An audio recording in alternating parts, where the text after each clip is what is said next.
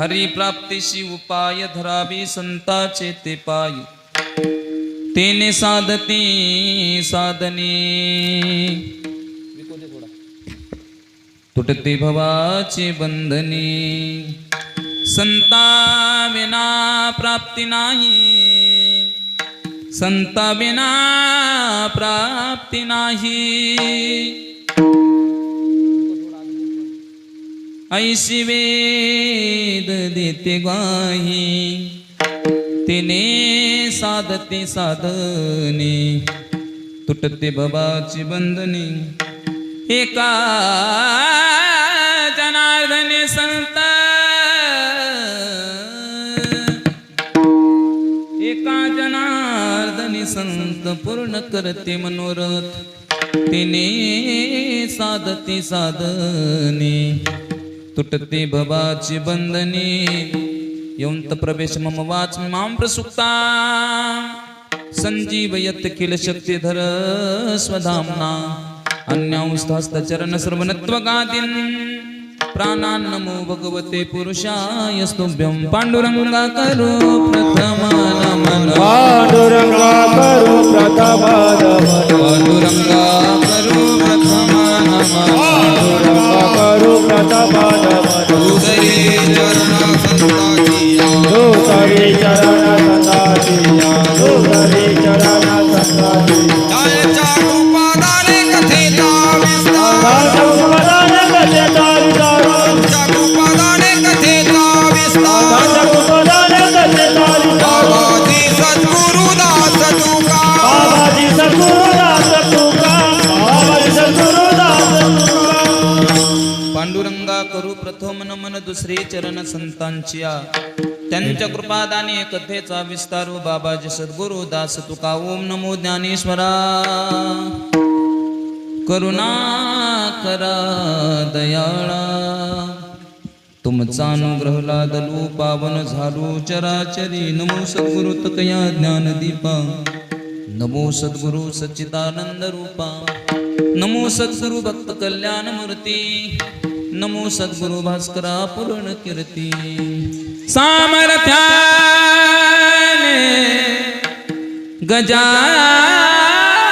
गजाननाच्या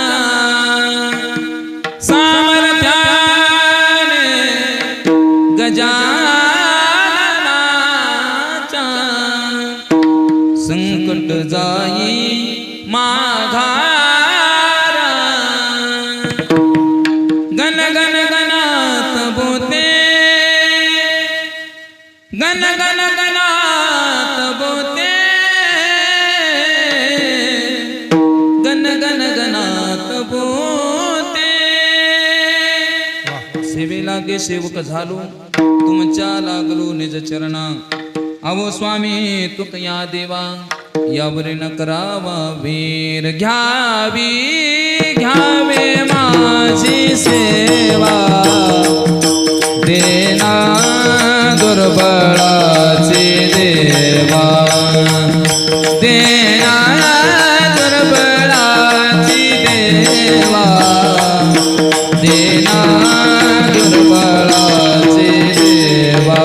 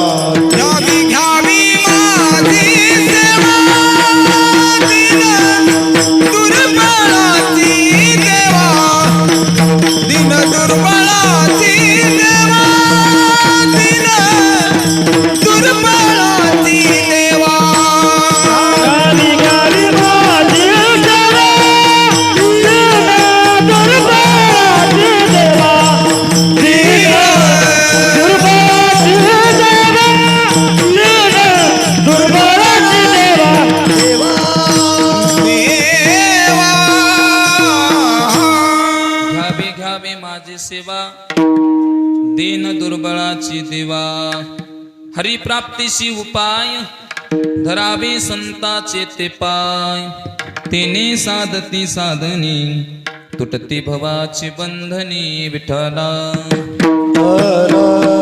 विठ्ठला विठ्ठला विठ्ठला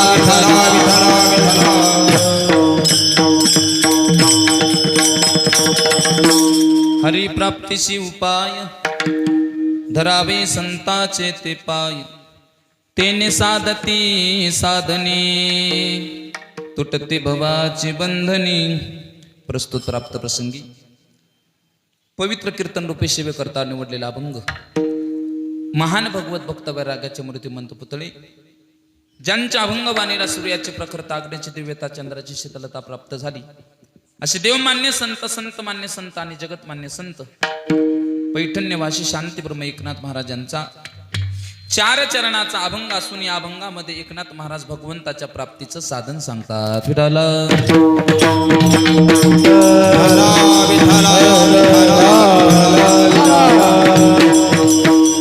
एकनाथ महाराज म्हणले बाबा ज्यांना ज्यांना देवाची प्राप्ती करून घ्यायची असेल त्यांनी एकच काम करायचं. काय काम करायचं महाराज? काही करायचं नाही, फक्त संतांच्या चरणावर भावानं नतमस्तक व्हायचं. एकदा का तुम्ही संतांच्या चरणावर भावानं नतमस्तक झाला रे झाला की तो अखिल कोट ब्रह्मांड नायक नरेश परमात्मा तुम्हाला भेटल्याशिवाय राहणार नाही. हरिप्राप्तीची उपाय धरावे संताचे ते पाय. महाराजाला प्रश्न केला, महाराज संतांचे चरण पकडल्याच्या नंतर आमचा फायदा काय होईल? महाराज म्हटले तुम्हाला तुमच्या जीवनामध्ये साध्याची प्राप्ती होईल आणि भवरूपी बंधन पूर्णपणे नाहीसं होईल.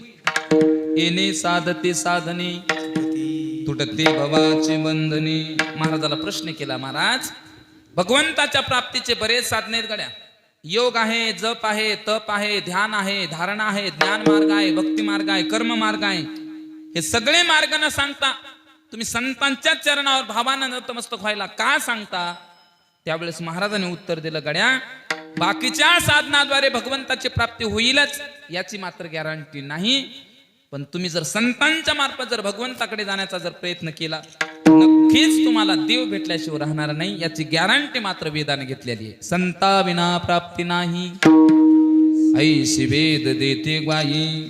महाराजाला प्रश्न केला, म्हणे महाराज तुमचे संत नेमके करतात काय? महाराज म्हटले तुमच्या जीवनातल्या सगळ्या इच्छा मनोरथ पूर्ण करण्याचं काम आमचे संत करतात. एका जनार्दनी संत पूर्ण करते मनोरथ. हा झाला अभंगाचा सरळ सरळ भावार्थ.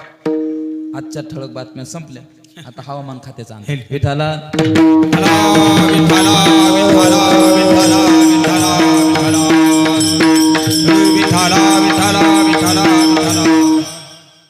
अभंगाला सुरुवात करण्यापूर्वी थोडासा पर्याय. आपल्या या उमरा गावामध्ये चालू असलेला अखंड हरिनाम सप्ताह आणि सप्ताहातील 4थ्या दिवसाची कीर्तन रूपी सेवा, बरोबर ना? 5व्या दिवसाची कीर्तन रूपी सेवा ही माझ्याकडे प्राप्त झाली. ही सेवा ज्यांच्या परिचयानं करण्याचं सद्भाग्य माझ्या जीवनामध्ये मिळालं ते आपल्याच गावचे आमचे काशीनाथजी बोंगाने सर उमरेकर, बरोबर ना? त्यांच्या संपर्कातून ही सेवा माझ्याकडे प्राप्त झाली. तसा तर आमचा जुना संपर्क माझे परम मित्र हरिभक्त पारायण आपल्या गावचं भूषण भजन सम्राट आदरणीय संगीत विशारद, आता विशारदच्या परीक्षेकडे त्यांची वाटचाल आहे. थोड्या दिवसामध्ये ज्यांनी महाराज गायन क्षेत्रामध्ये फार मोठी तयारी केली, थोड्या दिवसामध्ये हे महाराष्ट्रातला महाराज उगवता तारा आहे. माझे परम मित्र भजन सम्राट आकाश महाराज यांच्या संपर्कातून सेवा करण्याचं सद्भाग्य मला मिळालं. महाराजांनी फोन केला आणि म्हटले, महाराज तसं तर महाराजांची बऱ्याच दिवसापासून इच्छा होती सेवा घेण्याची, परंतु योगायोग माझी तारीख रिकामी नसायची किंवा त्यांचं काही अडचण याच्या, परंतु या वर्षी महाराज सुंदर योग आला. महाराज बडे बडे मंडळी कीर्तन ऐकायला बसलेले समोर. बघ काय आज खऱ्या अर्थानं आमची परीक्षाच आहे बुवा, कारण इकडून परमपूज्य हरिभक्त पारायण सुधीर महाराज आहेत, इकडून भागवताचार्य हरिभक्त पारायण आमचे कल्याणचे महाराज वारे आहेत. महाराज फार गोड व्यक्तिमत्व आहे. कथा तर सुंदर आहेच, परंतु महाराज वारकरी संप्रदायामध्ये जसं नम्रतेची भूमिका असते ही त्यांच्याकडे महाराज ती सुद्धा ऐकून बसलेले आहेत. या बाजूला भजन भीष्म आमच्या जिंतूर तालुक्याचं भूषण महाराज, बरं का, जिंतूर तालुक्यामध्ये भजन जिवंत जर कोणी ठेवलं असेल ते आमचे महाराज भजन भीष्म हरिभक्त पारायण आमचे बापू आहेत. त्यांचं नाव घेणं मला आवडत नाही बरं काय, पण आदरणीय बापू आहेत, त्यांना सुद्धा धन्यवाद. गाणारे वाजवणारे तर फार महाराज एक कवने बळे रे बापू.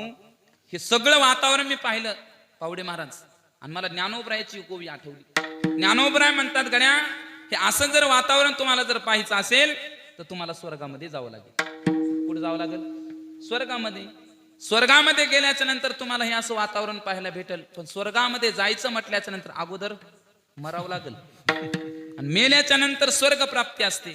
पण मी सांगेल, तुम्ही मरू नका, स्वर्गामध्ये जाऊ नका, उमऱ्यामध्ये या. जे स्वर्गात गायन चालवे, जे स्वर्गात भजन चालवे, ते भजन तुम्हाला उमऱ्यामध्ये ऐकायला भेटल. ज्ञानोबराय म्हणतात, तेथ गंधर्व गात गाणी. अरे गंधर्वासारखे गाणारे स्वर्गामध्ये असतात, परंतु इथं महाराज गंधर्वासारखे इथं स्वर्ग ज्यांनी निर्माण केलं ते भजन सम्राट आदरणीय भास्कर महाराज सोनेकर हे, त्यांना सुद्धा धन्यवाद. त्याचबरोबर माझे परम मित्र हरिभक्त पारायण कामाजी महाराज रेऊलगावकर आहेत, त्यांना सुद्धा धन्यवाद. त्याचबरोबर हरिभक्त पारायण माऊली महाराज आहेत. परिसरातून आलेले सर्व भजनी मंडळी इकडे हे आमचे बापू आहेत.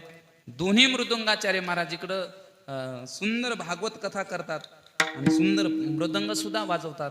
आमचे नारायण महाराज पावडे आहेत, त्यांना सुद्धा धन्यवाद.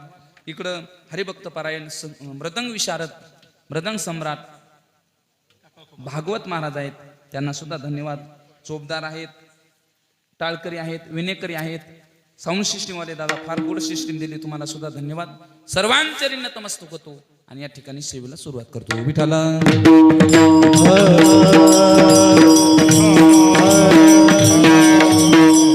माझ्या सोबत आलेले सिंताची गोड अशी साथ करणारे माझे मित्र महेश महाराज आहेत, त्यांना सुद्धा धन्यवाद. प्रस्तावना करीत असताना एक वाक्य फार महत्वाचं, मायबाप हो, भगवंताने आपल्याला अनमोल असा नरदेह प्राप्त करून दिला. हा नरदेह आपल्याला सहजासहजी नाही मिळाला. हा नरदेह प्राप्त करून घेत असताना आपल्याला बरेच कष्ट सहन करावं लागले बरं काय. महाराजाचे बरेच प्रमाण आहेत. महाराज म्हटले, हा नरदेह आपल्याला सहजासहजी प्राप्त होतच नाही. हा नरदेह मिळवत असताना आपल्याला बरेच कष्ट सहन करावं लागतात. महाराजाचं गोड प्रमाणे, अनंत जन्माचा शेवट पहा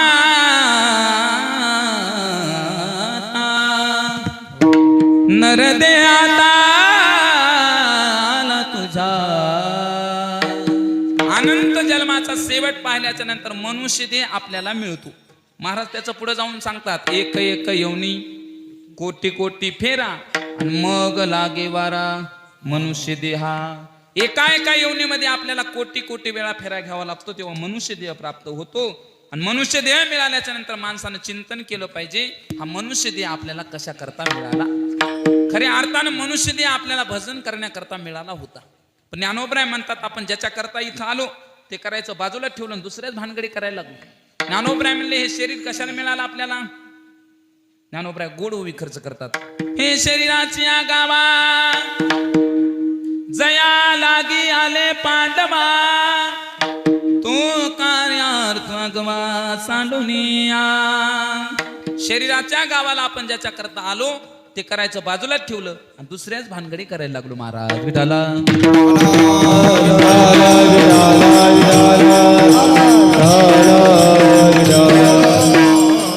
खऱ्या अर्थाने मनुष्य देह मिळाला कशा करता. देवे दिला देह भजना गोवटा, देवे दिला देह भजना गोवटा, देवे दिला देह भजना गोवटा, दिला देह भजना गोवटा. तोया झाला फाटा मधी केचा, तोया झाला फाटा, तोया झाला फाटा मधी केचा, तोया झाला फाटा मधी केचा, मधी केचा. देवे दिला देह भजना गोवटा, देवे दिला देह भजना गोवटा.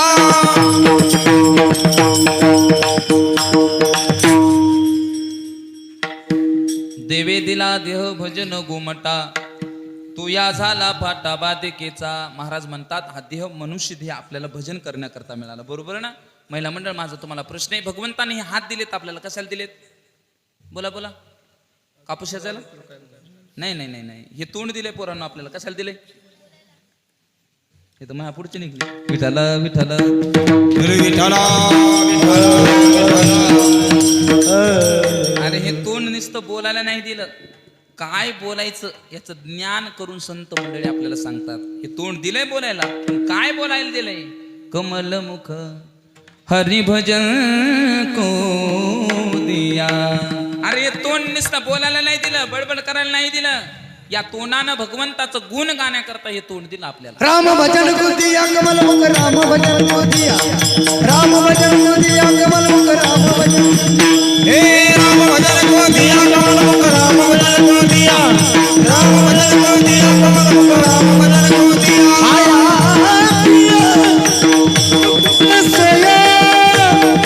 नहात जमाना होया, नहात जमाना होया. हे राम भजन को दिया कमल मुख राम भजन को दिया, राम भजन को दिया कमल मुख राम भजन को दिया.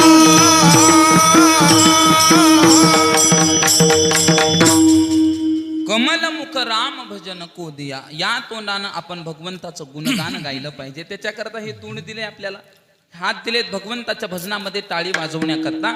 पण ज्ञानोबाने सांगितलं गड्या, अरे हे ज्याच्याकरता मिळालं ते करायचं, आपण बाजूला ठेवलं ना, आपला व्यर्थ आयुष्य महाराज वाया घालवायला लागलो. आपलं सगळं आयुष्य वाया गेलं गड्या. कसं वाया गेलं? ज्ञानोबाई पुन्हा एक ओवी येतात, कसं कसं आपलं आयुष्य वाया गेलं. बालपण गेले नेनता, तारुण्यपणी विषयी व्यथा, वृद्धपणे प्रमतले चिंता, मरे मागुता जन्म घेणे.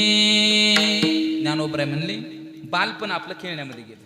हे लहान लेकरं महाराज निस्ते खेळत राहतात, बालपण खेळण्यामध्ये गेलं. तारुण्यपण विषयाच्या भोगामध्ये घातलं. मी नेहमी सांगत असतो, हा मनुष्य देह आपल्याला विषयाचा भोग भोगण्याकरता मिळाला नाही, भजन करण्याकरता मिळाला, परमार्थ करण्याकरता मिळाला. अरे जिंदगी मिली ते किसी के काम आने के लिए. कळलं तर बघा, जिंदगी मिली ते किसी के काम आने के लिए, लेकिन क्या करे साहेब, जीवन सारा बीत गया कागज के टुकड़े कमाने के लिए. जर वाक्य आवडत जरा मोठ्या टाळ्या वाजव जा. या अशा टाळ्या तिकडे लय भेटतात. विठाल विठाल विठ्ठला विठ्ठला विठ्ठला विठ्ठला.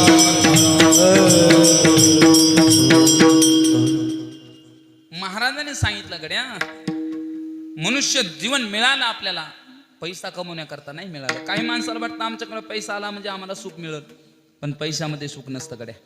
आणि पैशामध्ये जर सुख असतं तर पूर्वीच्या राजानं सर्व संघाचा त्याग करून अरण्यामध्ये राजे लोक गेलेच नसते.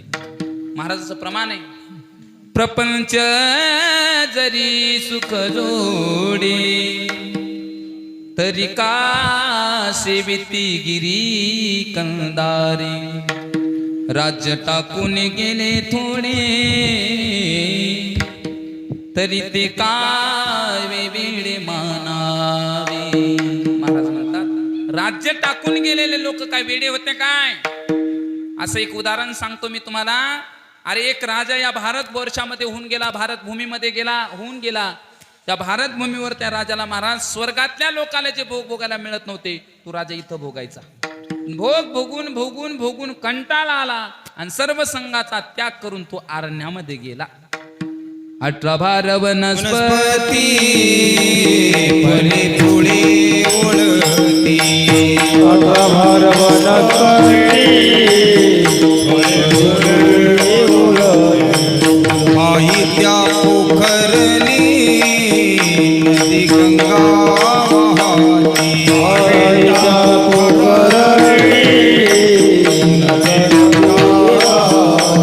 तुझ्या घरी कुलस्त्रिया राजराणी व संपत्त्या, राजरी कोलतिया हे सुख सांडोनिया कासया वियोग सेविते, हे सुख सांडोनिया कासया योग दिवा, हे सुख सांडोनिया कासया वियोग सेविते, हे सुख सांडोनिया कासया योग दिवा. हे परियगे मदालसा सोहम तो दोर बाळा,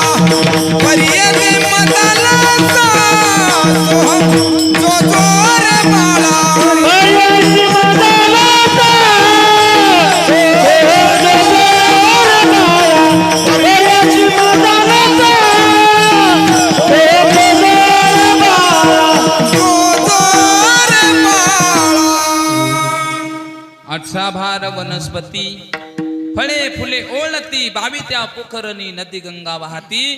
तो राजा कोणत्याही ऋतूमध्ये कोणतंही फळ खायचं म्हटलं तर त्याला खायला भेटायचं. उन्हाळ्यामध्ये नदी गंगा तुडुंब भरून वाहायच्या, पण एवढं बारच भोग असून सर्व संघाचा त्याग केला अरण्यामध्ये गेला. याचाच अर्थ असा होतो की तुमच्याकडे प्रॉपर्टी असली, संपत्ती असली, वैभव असलं, त्या वैभवामध्ये सुख नाही, भगवंताच्या प्राप्तीमध्ये सुख आहे.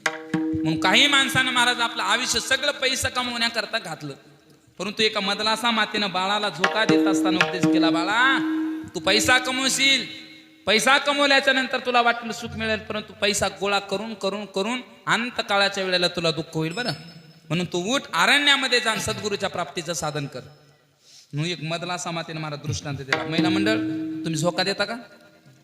झोका झोका ना तुम्ही देता का? यायच्याकडे कामाला ते आता नाही, सगळेच काम इकडे यायलेत ना आता पुरुषाकडे. म्हणून विचारलं.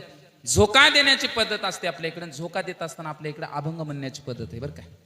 बाळ झोपत नसलं की महिला मंडळ काहीतरी गुणगुण गुणगुण करायचं महाराज पूर्वीच्या. पण आताच्या महिलाचं दुर्भाग्य त्याला काहीच येत नाही. दोनच शब्द येतात. कोणते? You you you you you आणि हाड हाड हाड हाड. याच्यापेक्षा दुसरं शब्दच येत नाही महाराज. पण ती मदला असा माता झाली, तिला 4 पुत्र होते.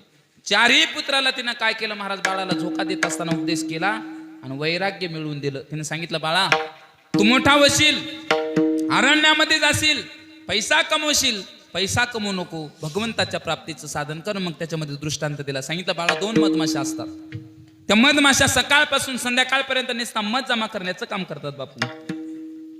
सकाळी उठायचं, एखाद्या फुलावर जायचं, मकरंद शोषण करून घ्यायचा, पुन्हा पोळीमध्ये आणून टाकायचा. हा नित्यक्रम त्यांचा चालू झाला. नित्यक्रम चालू असताना त्या ठिकाणी महाराज काय झालं, तो कांदा तयार होऊ लागला. कांदा तयार होता होता होता एका मधमाशीनं दुसऱ्या मधमाशीला प्रश्न विचारला, का ग बाई आपण सकाळपासून संध्याकाळपर्यंत नुसता मध जमा करतो, कधी मध खाल्ला का? दुसरी म्हणते, जाऊ दे ना, जोपर्यंत हातपाय चालतात तोपर्यंत कमवून घेऊ, आणि एकदा हातपाय चालायचे बंद पडले की मस्त बसून खाऊ. कोण म्हणती? मधमाशी. मधमाशी म्हणती, पण त्याचा तो कांदा तयार होतो महाराज. आमच्या इकडे कांदा म्हणतात, तुमच्या इकडे कांदाच म्हणतात. आपली भाषा एकच आहे जवळपास. तो कांदा तयार झाला आणि कांदा तयार झाल्याच्या नंतर महाराज एक वाटसरू रस्त्याने जाऊ लागला. रस्त्यानं जाता जाता त्यानं ते महूळ पाहिलं आणि महूळ पाहिल्याच्या नंतर महाराज त्याने एक गौरी पाहिली. गौरी पेटवली, गौरीचा धूर केला, अख्ख्या मधमाशा आंधळ केला आणि सगळाच कांदा घेऊन गेला. मी काय त्या मधमाशा सांग ना, अशा बऱ्याच मधमाशा उंबरा गावामध्ये येत. सकाळपासून संध्याकाळपर्यंत राब राब राब राब राब राब कामं करतात. न राहून एका मधमाशीनं प्रश्न विचारला, कागद चंद्रकला अक्का हाय की ते एखादी? नाही तर जवळच पेटायचं बुवा. विठाला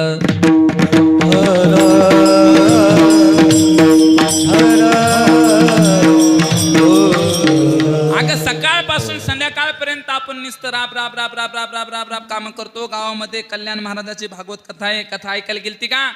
ती म्हणते, जाऊ दे ना, आपलं कुठं कथा ऐकायचं वय. अगं जोपर्यंत हातपाय चालतात तोपर्यंत कमवून घेऊन एकदा हातपाय चालायचे बंद पडले की मस्त कथाच ऐकत फिरू. कोणाच्या जीवावर? सुनच्या. सून येती तशी येत नाही, गौरी आणती, गौरी पेटवते, गौरीचा धूर करते, हिला आंधळ करते, सगळेच घेऊन जाते. नाही का मी सांग ना, ज्ञानोबराय सांगतात, सांडी सांडी रे बाळा, सांडे संसार चंदू, मासिया मवळ रे, कैसारची याला कंदू, जोडून आणखी नेला, तया फुकटची वेदू, तैसी गती तुझ होईल. हे बाळा, त्या मधमाशासारखी गती तुला होईल. अंत काळाच्या वेळेला तू गोळा केलेला पैसा दुसऱ्याच्या हातामध्ये गेल्याच्या नंतर तुला दुःख होईल. म्हणून पैसा कमवण्यापेक्षा अलौकिक धन कमव गड्या. विठाला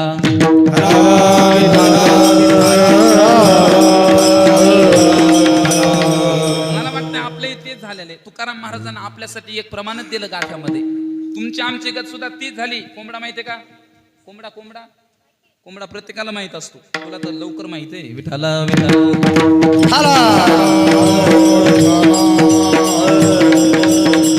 कोंबडा काय करतो? सकाळी उठल्याच्या नंतर उकंड्यावर जातो. कीर्तनामध्ये बडबड करू नये बरं काय. जो कीर्तनामध्ये बडबड करीत असतो तो पुढच्या जन्मामध्ये बेंडूक होत असतो. काय होतो? बेंडूक. मग आता इथून पुढे कीर्तनात बोलायचं नाही. तुम्ही जर कीर्तनात बोलली तर पुढच्या जन्मामध्ये बेंडू खुसाल विठाला विठाला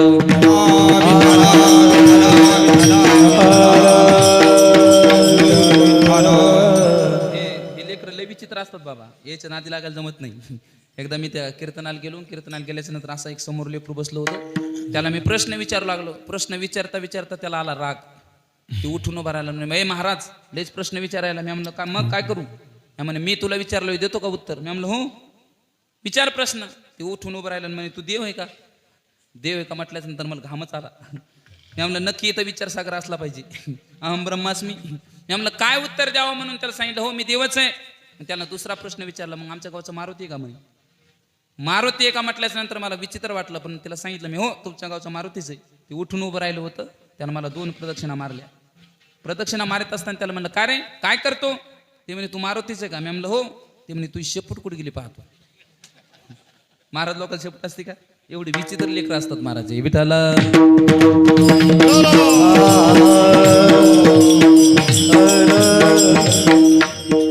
महाराजांनी त्यासाठी महाराज आपल्याला कोंबड्याचं उदाहरण दिलं. कोंबडा सकाळी उठल्याच्या नंतर उकंड्यावर जातो आणि उकड्यावर जाऊन काय करतो? निस्ता उकरतो महाराज. उकरत उकरत उकरत उकरत पुढे जातो.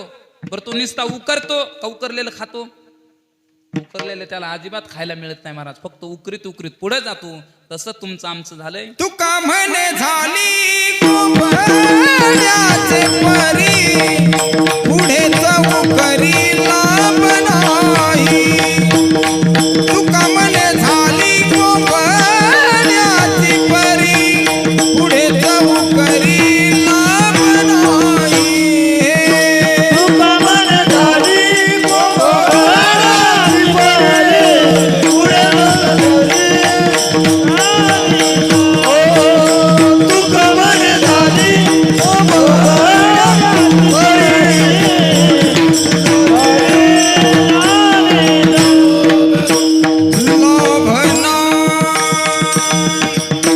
तुका म्हणे झाली कोंबड्याची परी, पुढे उकरी लाभ नाही. उकरण्याचं काम कोंबड्याचं आहे, पण खाण्याचं काम सगळे मागचेच करतात.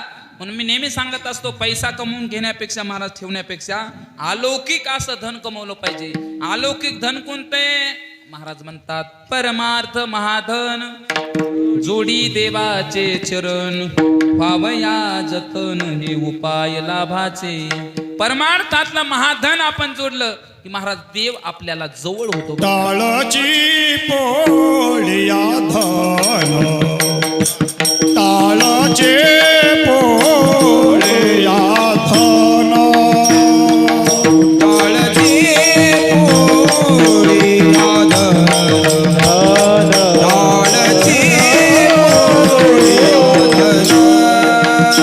आम्हा विठ्ठल जीवन, आम्हा विठ्ठल जीवन, आम्हा विठ्ठल जीवन, आम्हा विठ्ठल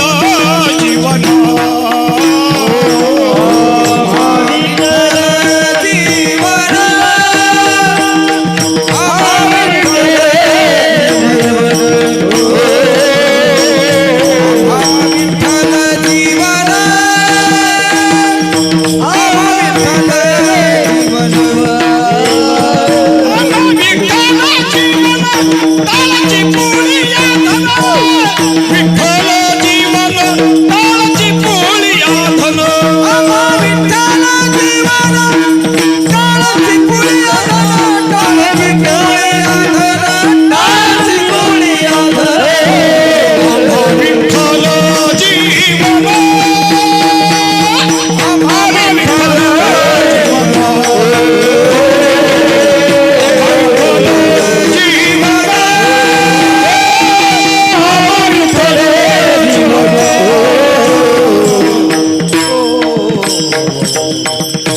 आम्हा विठ्ठल जीवन. महाराज म्हणतात अलौकिक धन माणसानं कमवलं पाहिजे. म्हणून धन कमवायचं असेल तर अलौकिक कमवलं पाहिजे. कारण तरुण पण आमचं सगळं आम्ही धन कमवण्याकरता वाया घालवलं गड्या. म्हणून मी नेहमी सांगितलं आपलं बालपण खेळण्यामध्ये गेलं, तारुण्य पण विषयाच्या भोगामध्ये गेलं, पैसा कमवण्यामध्ये गेलं आणि म्हातारपणामध्ये माणसाला वाटतं आमचा उद्धार व्हावा. म्हातारपणामध्ये उद्धार होईल का? नाही होणार महाराज. अहो डोळ्यानं दिसत नाही, कानानं ऐकू येत नाही, तोंडानं बोलता येत नाही, पायानं चालता येत नाही, हातामध्ये काठी येते आणि मग काठी टेकीत म्हातारे माणसं मंदिरात येतात, मंदिरातल्या देवाला त्रास देतात. मग म्हणतात इथल्ला इथल्ला इथल्ला.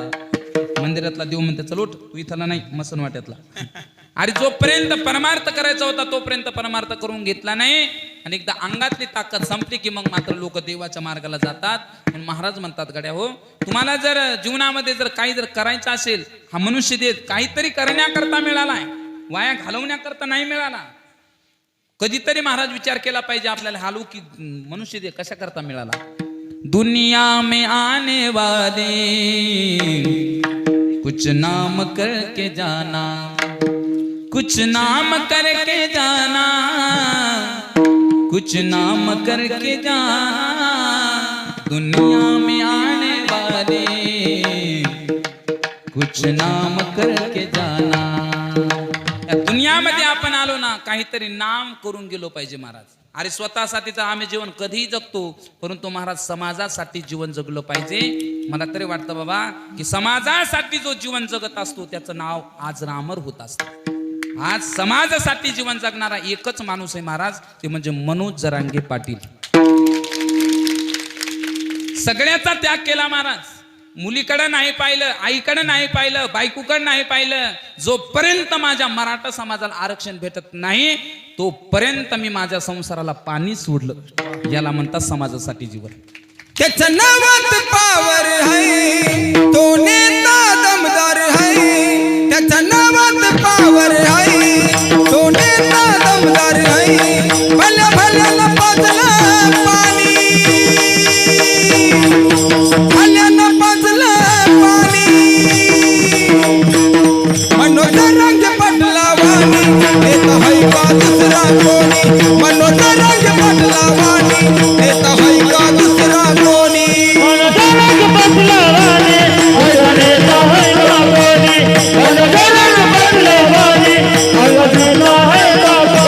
त्याच्या नावात पावर आहे, तो नेता दुसरा आहे. त्याच्या नावात पावर आहे, तो नेता दमदार आहे. भल्या भल्यानं पाजलं पाणी. मनोज रंगे पटला वाणी, नेता है का दुसरा कोणी.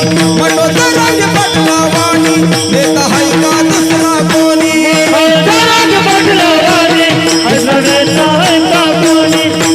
रंगे पटला वाणी, नेता है का दुसरा कोणी. मनोज रंगे पटला वाणी, नेता है का दुसरा कोणी. कोणी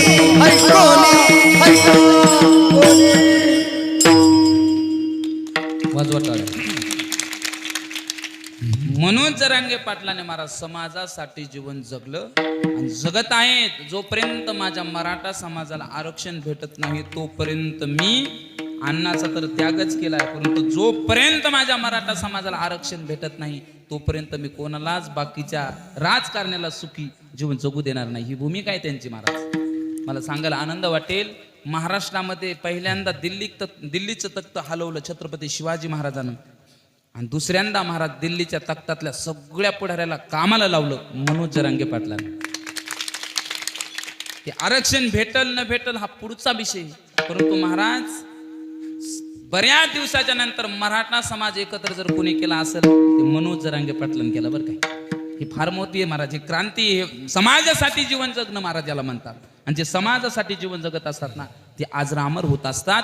म्हणून महाराज म्हटले, हे मनुष्य देह तुम्हाला स्वतःपुरता मर्यादित नाहीये, तुमच्या बरोबर जगाचं सुद्धा कल्याण झालं पाहिजे असं जीवन जगलं पाहिजे. माझे गुरुजी चंद्रशेखर महाराज, मी पाठाला होतो त्यावेळेस त्यांच्या मुखातून एक वाक्य ऐकलं. अरे तू ज्ञानेश्वरी वाचतो यात नवल नाही, तू ज्ञानेश्वरी वाचतो यात नवल नाही, तू ज्ञानेश्वरीच्या वव्या पाठ करतो यातही नवल नाही, तुम्ही ज्ञानेश्वरीचं पारायण करता यातही नवल नाही. तुमच्या बरोबर घरातल्या सगळ्यांना ज्ञानेश्वरीचं पारायण करणं हे अलौकिक काम आहे.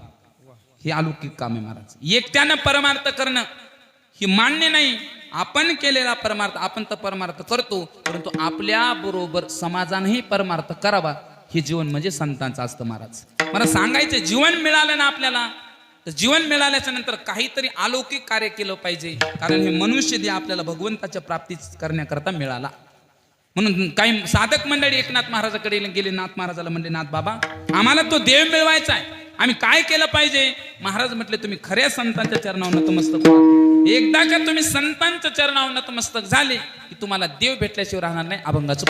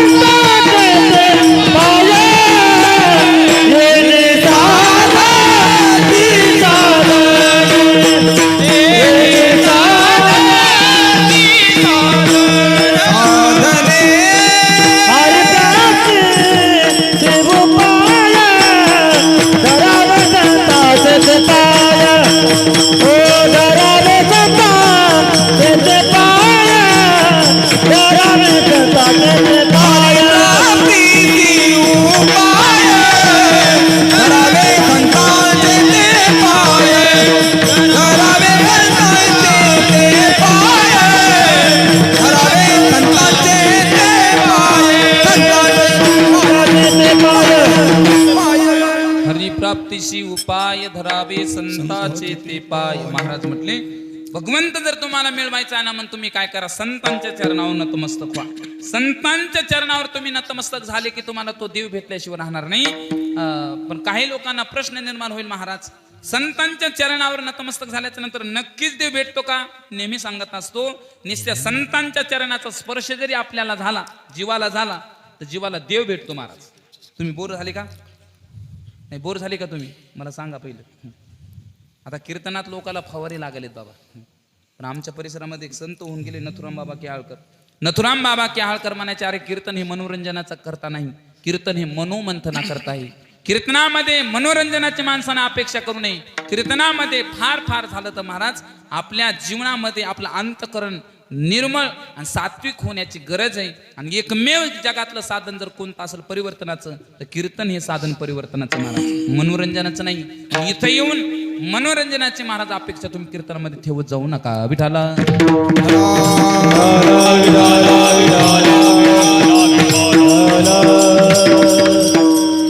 निस्त्या संतांच्या चरणाचा स्पर्श जरी झाला तर देव उभा राहतो. एक दृष्टांत सांगतो पुढे चालतो. काय झालं ते, रामायण चालू होतं. रामायणामध्ये सेतू बांधणं चालू होता.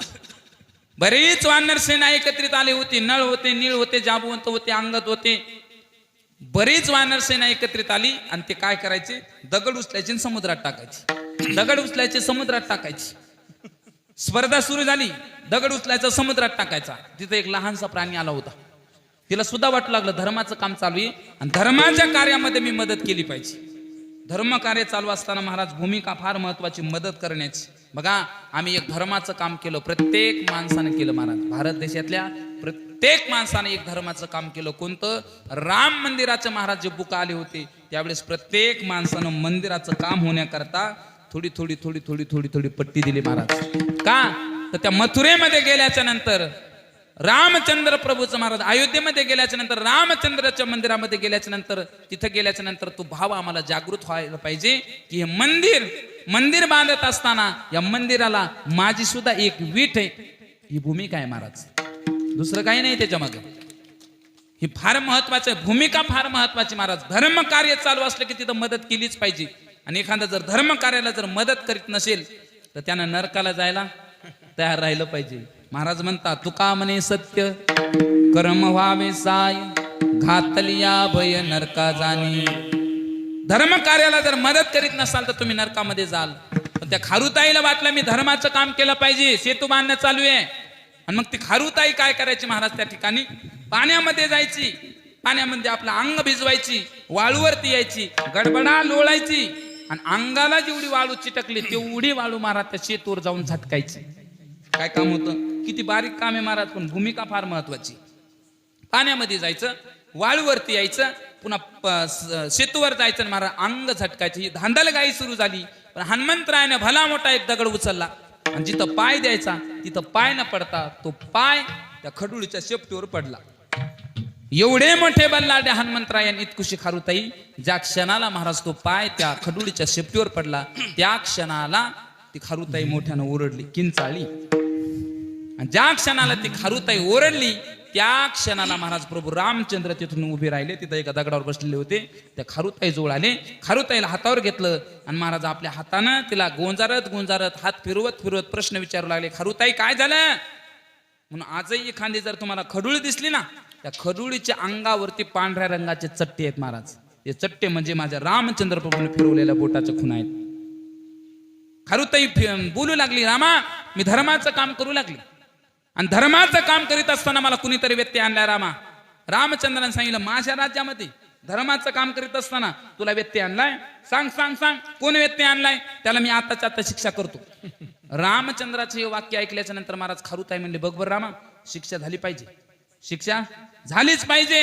राम म्हणला हो होणार, शिक्षा होणारच, सांग नाव. नाव सांग म्हटल्याच्या नंतर खारुताई म्हणली हनुमंतराया. हनुमंतरायाचं नाव घेणं आणि राम अर्धा गार होणं संगच. म्हणला हे होतं कार्यकर्ता निघाला बुवा. मग कार्यकर्त्याला शिक्षा करायची का कार्यकर्त्याला. पण ते रामराज्य होतं, रामाच्या राज्यामध्ये कुत्र्याला न्याय मिळाला होता, इथं माणसाला भेटन. आता विठाला विठाला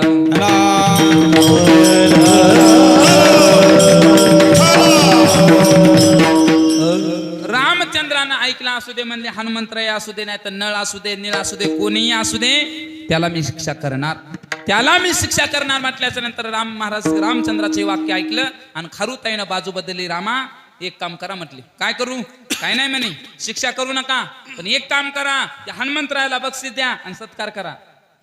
सत्कार करा म्हटल्याच्या नंतर रामचंद्र म्हणले, वेडीस का, चुकून जर शेपटीवर पाय पडण्याऐवजी जर पोटावर पडला असता तर सत्कार करायला शिल्लक राहिली असती का. मग करायचा का सत्कार, म्हणले सत्कारच करायचा. कशामुळं म्हणले, रामा मी सुद्धा समुद्रात दगड टाकायचे, हनुमंतराय सुद्धा समुद्रात दगड टाकायचा, तू नुसता टुळू टुळू आमच्याकडे पाहायचा. जर हनुमंतरायाच्या चरणाचा स्पर्श माझ्या शेपटीला जर झालाच नसता तर तू उठून उभा राहिला नसता.